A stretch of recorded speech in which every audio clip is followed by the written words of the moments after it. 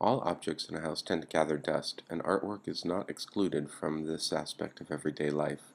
In this video, I will go over suggestions on how to clean your crayon work if it has become dull or dusty.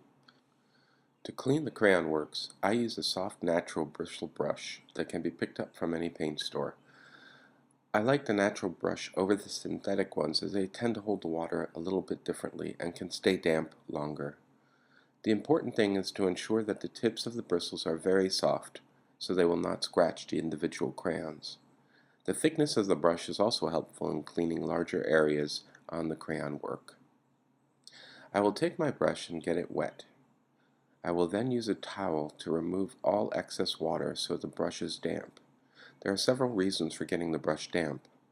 One is to ensure that the crayons do not color the brush when wiping. For example, if a brush picks up color from a dark crayon or a dark crayon area, then it might be brushed across a lighter part of the picture and leave some of the color on those lighter crayons.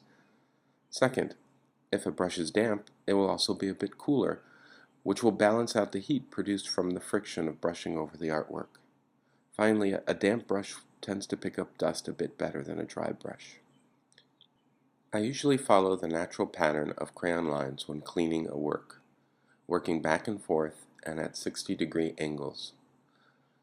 I will often do the lighter areas first and then finish in the darker areas to ensure that no contaminants are left on the lighter crayons from the brush.